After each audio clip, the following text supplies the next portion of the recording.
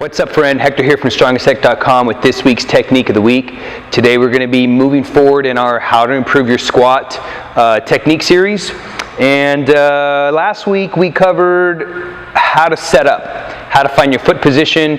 We talked about some of the prying and basically just kind of moving that furniture around and establishing the best foot position for you depending on your hip structure, and then how to set up with the squat from the ground up to improve your squat. Okay, so what we're going to do today is going to be something a little unorthodox, something a little different, but we're basically going to kind of reverse engineer the squat just a little bit. So one of the most important parts of any particular strength drill, whether it's pressing, whether it's squatting or what have you, is having control over the whole entire movement, okay, and owning the descent and the ascent. So one of the crucial parts that many people really may not realize is on the way down, it's important that you've probably heard us say this several times, is you want to actively pull yourself down into the squat versus succumbing to gravity and just kind of like collapsing and dropping down into your squat. You want to control the descent. That way you have complete control of the movement, so if you ever lose your balance or anything like that, you can recover on the fly. So you don't want to just completely collapse down, and there's a couple of different options for this drill. I'm going to show you an option where if you don't have a partner or you don't have a band or anything like that, I'm going to show you how to do this with a kettlebell.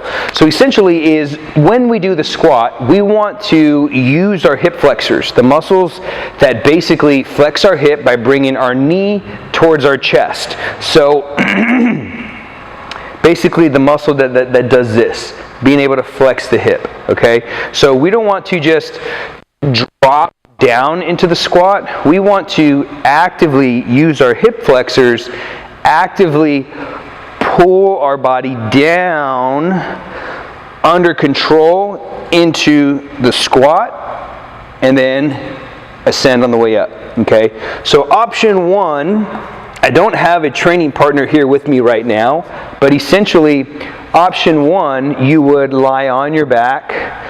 This is something that we teach at the Strong First certifications, is on your back, you'll lay down, you have your hands on the floor, and you have your feet flexed, and someone's going to resist, they're going to hold onto your feet, and you're going to actively pull your knees towards your chest and keep pulling, and they're going to give you some resistance, and just giving you back of you need to use your hip flexors and actively pull yourself into the squat.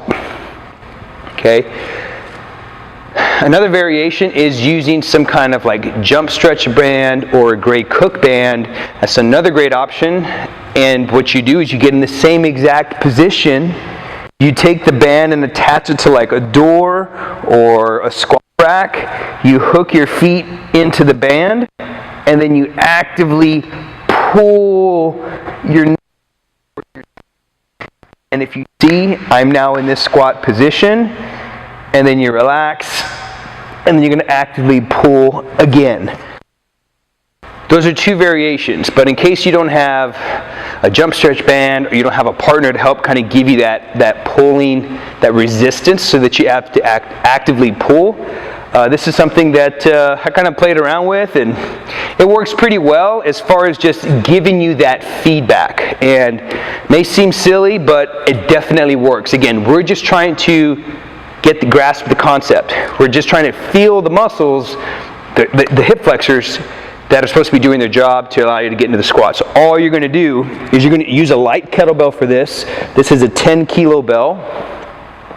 And all you're going to do is basically and flex your hip and bring your knee up towards your chest. So all you're going to do, bring your foot inside just like so.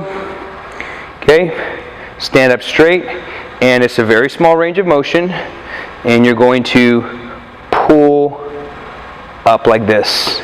you're going to feel this all the way through the hip flexor up into this glute med part of your hip. Okay? And just do like 3 and hold. 1, 2, 3. One more time. 1, 2, 3. And you're actually working some single leg balance there a little bit. Okay. Same exact thing. Get your foot in the right position. Flex and hold. 1, 2, 3. If you can get your knee past 90 degrees, awesome. 1, 2, 3. One more time.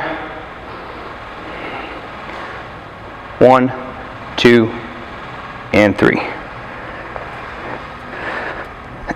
The goal is to just get that feedback in. Man, I can feel this in my hip flexors. I can really feel it in my glutes though. That's the crazy part. I can really feel this on the outside part of my hips and obviously the hip flexors. But it's just going to give you that direct feedback. So now, when you do your squat, okay, so we talked about setting up the squat from the bottom up, okay? So we're basically going to do that exact same thing, okay? Find the best foot position. Curl the bell to your chest. Once you find that optimal foot position, you'll come up, and then from there, actively pull down as if you're trying to raise that kettlebell up towards your chest.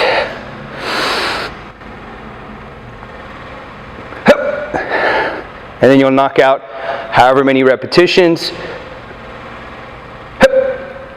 that you need to knock out.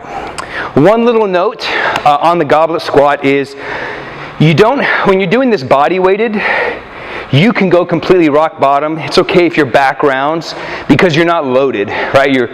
I think it was Greg Cook that said you're roasting a marshmallow, right? You're just kind of hanging out there. So it's okay if your tailbone tucks and your whole back rounds, you're just hanging out there. But when you start to introduce a load, like a kettlebell or a barbell, you want to make sure that you don't give up your back. You want to make sure you maintain that neutral spine. So what if you don't have somebody that can give you that feedback, that can tell you, hey, your tailbone's tucking, or they call it the butt wink or whatever. Hey, your tailbone's tucking, or you're getting the butt wink or whatever. You don't always have somebody sometimes to give you that feedback. So here's what you can do. Is when you come down for the goblet squat, the moment that your knees touch the moment that your elbows touch your knees, you've broken parallel and you've gone as deep as you need to get the best benefits out of the squat. So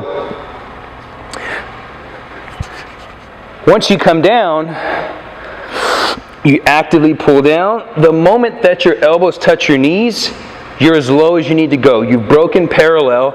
You don't want to keep going until your back rounds. Not with the load, okay? If it's body weight and you're here chilling, different story.